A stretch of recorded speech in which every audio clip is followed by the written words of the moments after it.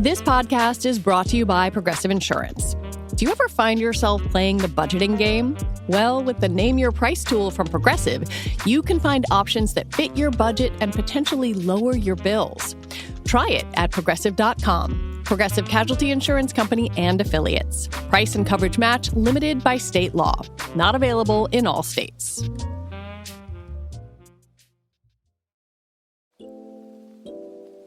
This episode is brought to you by Jira. Jira is the only project management tool you need to plan and track work across any team. So if you're a team of developers, Jira better connects you with teams like marketing and design, so you have all the information you need in one place. Plus, their AI helps you knock out the small stuff so you can focus on delivering your best work. Get started on your next big idea today in Jira.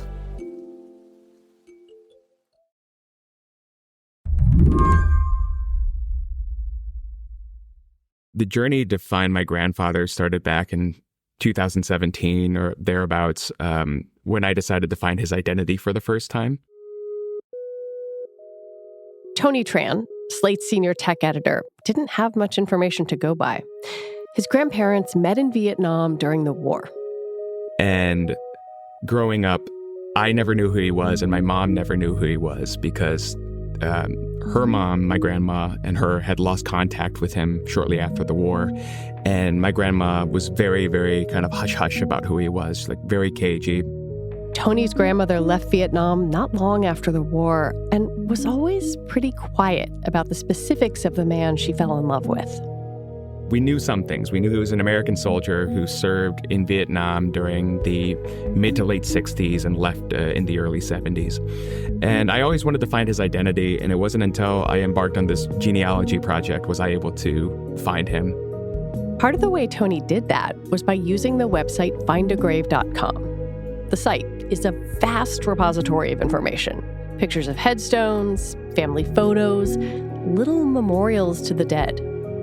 Throughout the process of looking for his identity and trying to find out who he was, I would find different Find a Grave memorials and pages. And it always came across my mind, what if I found him on one of these websites one day? And I really kind of pushed that thought away because in my mind, I really just wanted to find him alive.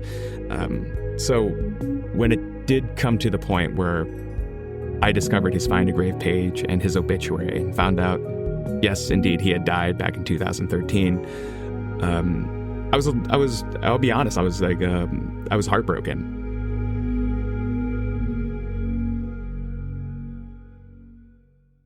Tony couldn't meet him, couldn't introduce his mom to her own father. But he could do something else. It wasn't until a few years later was I able to make a trip down to where he was buried in Houston, Texas, a small town outside of Houston called Leggett. I remember pulling up to this churchyard and finding his grave pretty much immediately and just being completely overwhelmed with emotions. And so it was a really cool experience because not only was I able to find his grave and take a picture of it, but I was also able to find the graves of other ancestors that I had discovered and relatives that I had found throughout the process of researching and searching for him. Tony put the pictures on findagrave.com, something he now also does for strangers, helping create a digital tribute to their loved ones, a place where they can gather or remember online. It felt good to finally be able to not only lay eyes on his grave, but take a picture of it and memorialize him online for as long as that will last.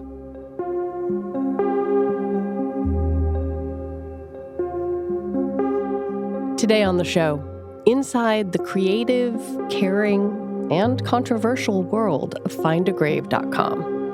I'm Lizzie O'Leary, and you're listening to What Next TBD, a show about technology, power, and how the future will be determined.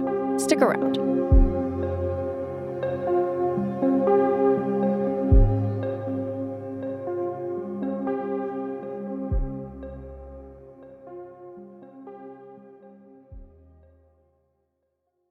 Have you heard about doublenomics?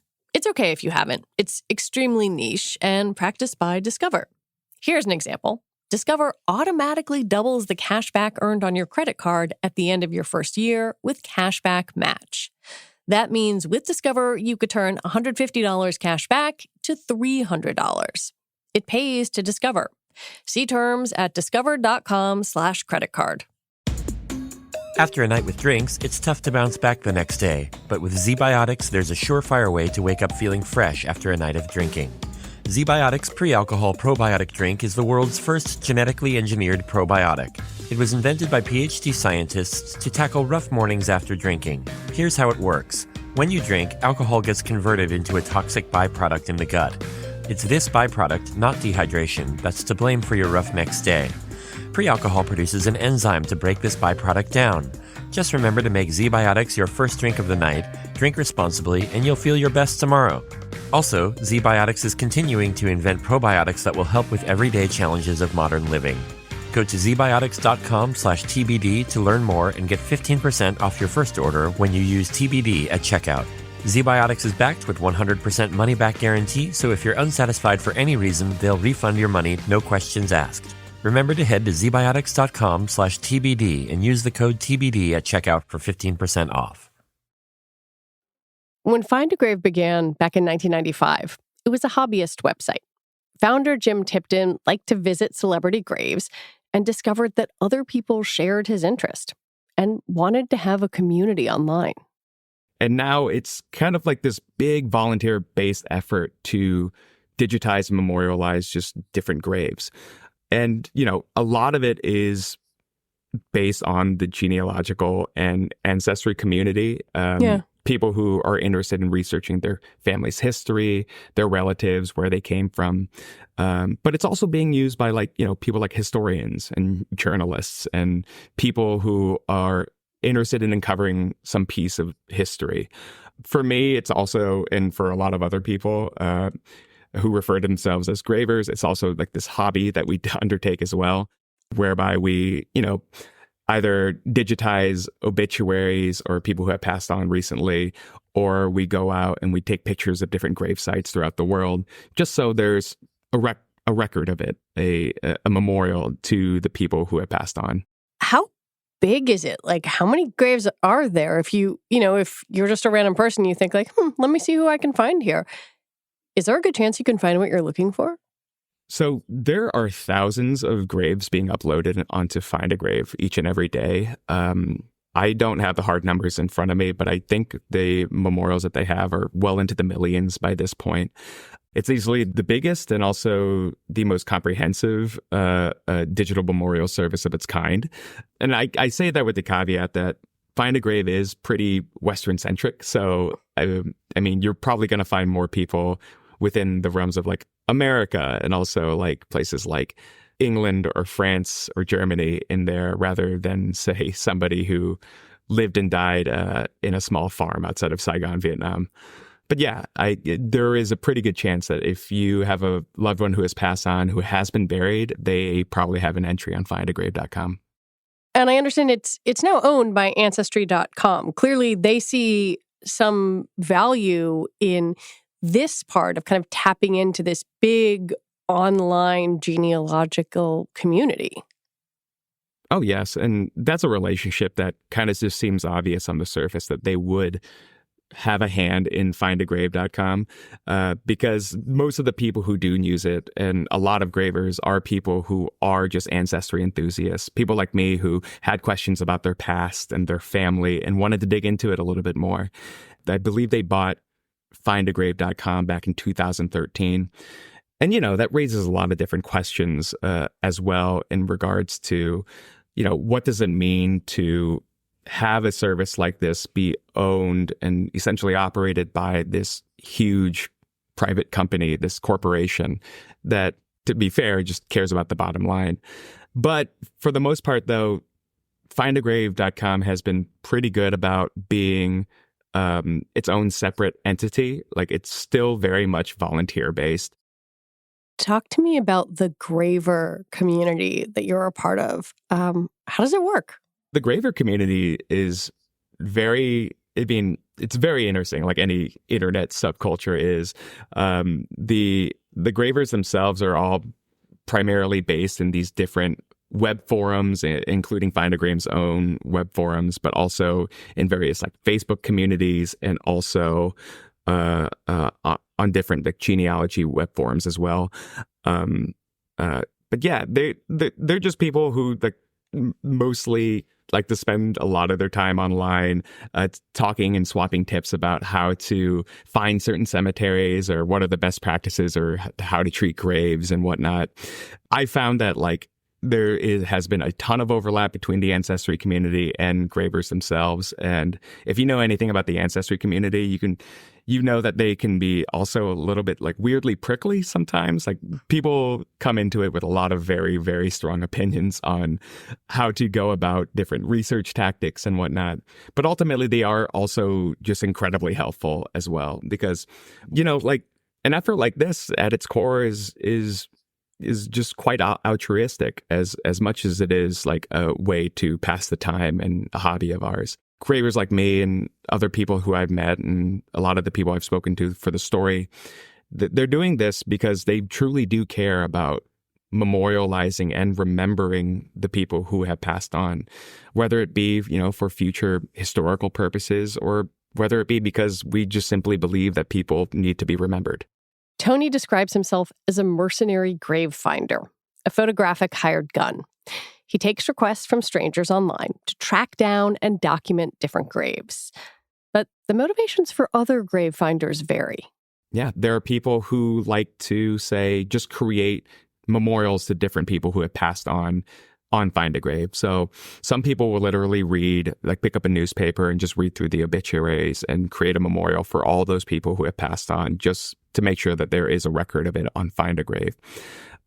There's also a lot of people I know who do this process called mowing the lawn, where that's a Find a Grave term within the community for folks who just go through a cemetery and take a picture of literally every single gravesite they can see. And I know some folks who have had like tens of thousands or even hundreds of thousands of like photos taken and memorials uploaded just using this method alone.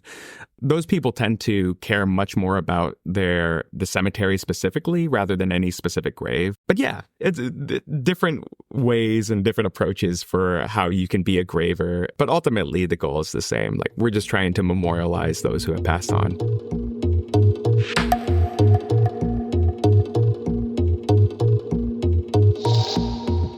When we come back, what happens if you don't want your loved one's grave on the internet?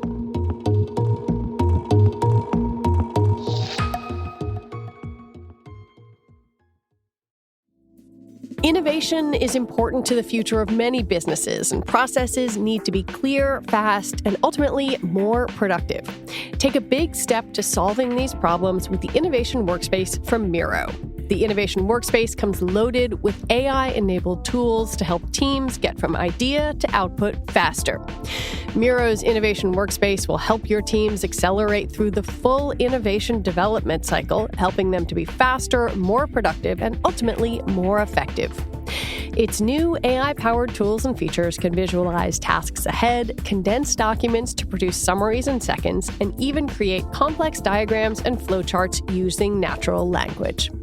It's designed to complement and sync with existing apps and platforms you use every day, like Jira and Azure, so everything operates smoothly and easily, and everyone's on the same page to rapidly innovate, iterate, develop, and ship.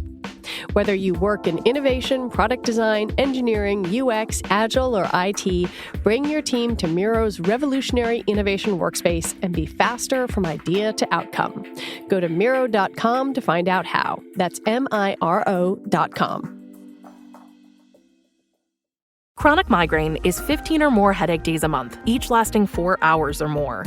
Botox, onabotulinum toxin A, prevents headaches in adults with chronic migraine. It's not for adults with migraine with 14 or fewer headache days a month. It prevents, on average, 8 to 9 headache days a month versus 6 to 7 for placebo. Prescription Botox is injected by your doctor. Effects of Botox may spread hours to weeks after injection, causing serious symptoms. Alert your doctor right away, as difficulty swallowing, speaking, breathing, eye problems, or muscle weakness can be signs of a life-threatening condition. Patients with these conditions before injection are at highest risk. Side effects may include allergic reactions, neck and injection site pain, fatigue, and headache. Allergic reactions can include rash, welts, asthma symptoms, and dizziness. Don't receive Botox if there's a skin infection. Tell your doctor your medical history, muscle or nerve conditions, including ALS, Lou Gehrig's disease, myasthenia gravis or Lambert-Eaton syndrome, and medications, including botulinum toxins, as these may increase the risk of serious side effects. Ask your doctor and visit BotoxChronicMigraine.com or call 1-800-44-BOTOX to learn more.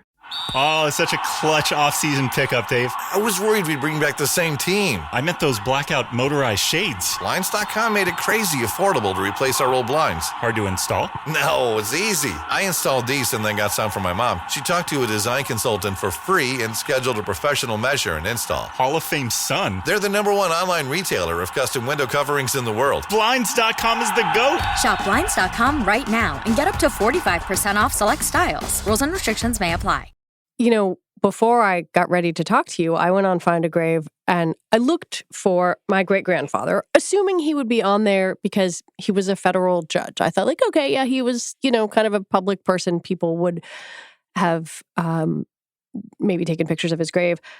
What I was not expecting was not just his page, but like all these other relatives of mine, and then photos of my mother as a little girl were on here. How does Find a Grave reckon with putting all this information that is sensitive, private, and in a lot of ways very surprising for relatives just online? Yeah, that's a great question. And it's something that I know that Find a Grave, the team at Find a Grave, and people at Ancestry.com are continuing to grapple with, because it is jarring when you just had a loved one pass away and you go out and you find out that their information, and not just their information, but also their photos are available online. It can be jarring, and it can be quite traumatic, especially if you're still in the grieving process. Find a Grave and Ancestry.com, I know, has come up with a few different rules and standards in order to try and fix this, or at least make it better for those who are grieving. Like people who have just passed, I know that there is a certain time limit before a memorial can be made for them.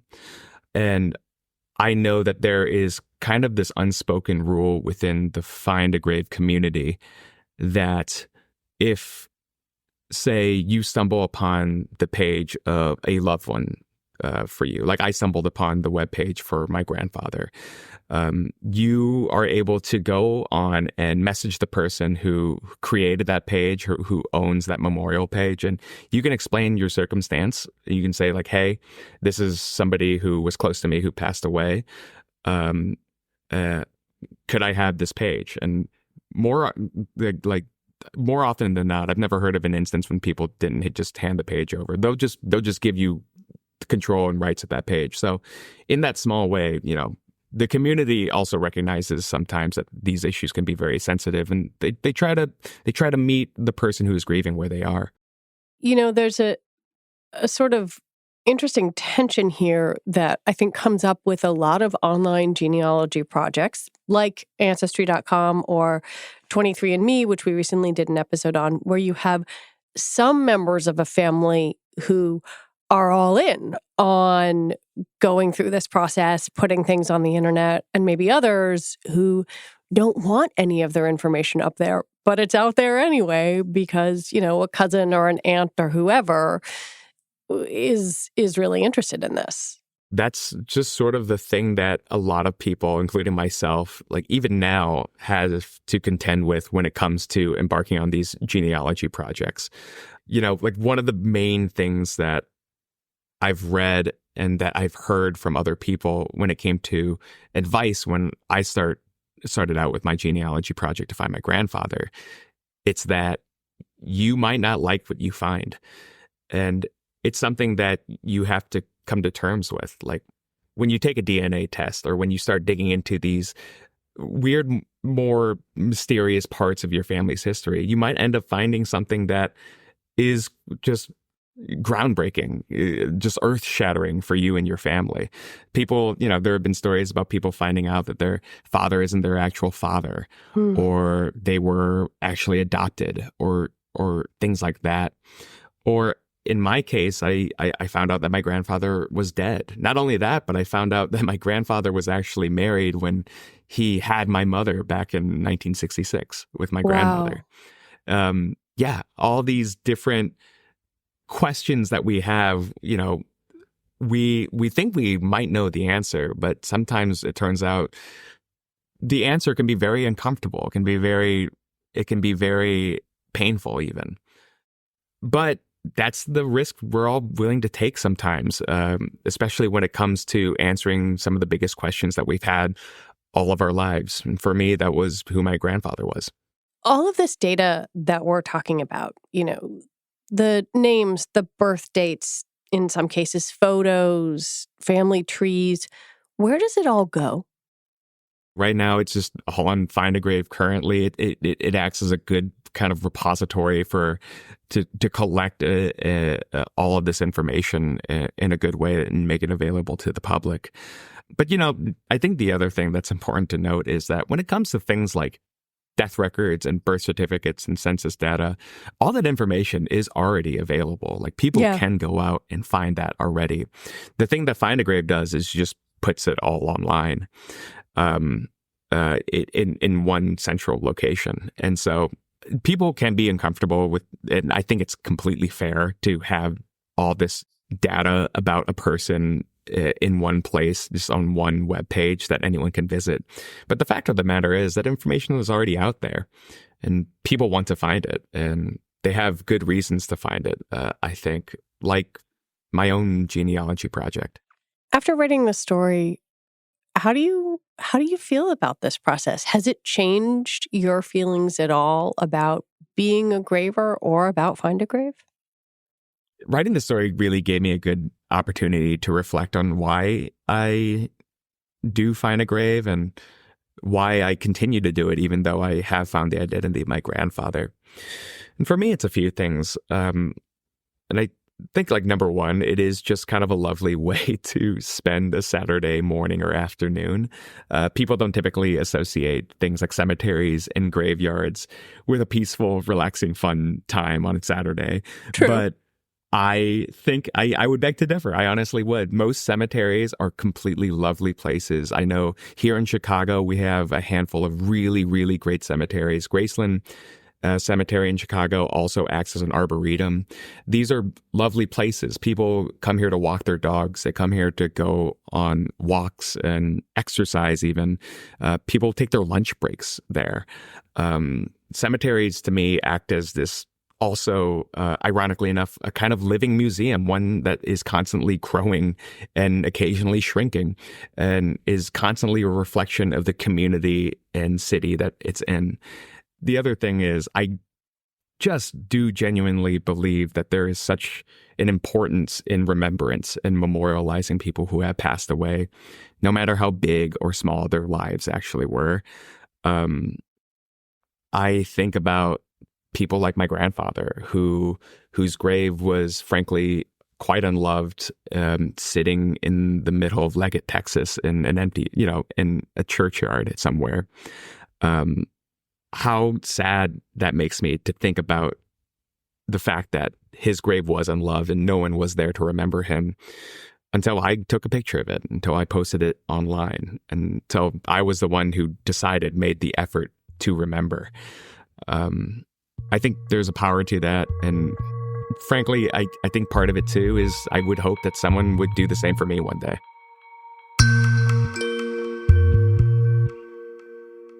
Tony Tran, thank you for writing this story and for coming on to talk about it. Of course. Thank you so much for having me. Tony Tran is a senior editor at Slate. And that is it for our show today. What Next TBD is produced by Evan Campbell, Patrick Fort, and Shayna Roth. Our show is edited by Paige Osborne. Alicia Montgomery is vice president of audio for Slate, and TBD is part of the larger What Next family. And if you like what you listened to today, the single best way to support our work is to join Slate Plus. You get all your podcasts, including this one, ad-free. Just head on over to slate.com/whatnextplus to sign up. All right, we'll be back next week with more episodes. I'm Lizzie O'Leary. Thanks for listening.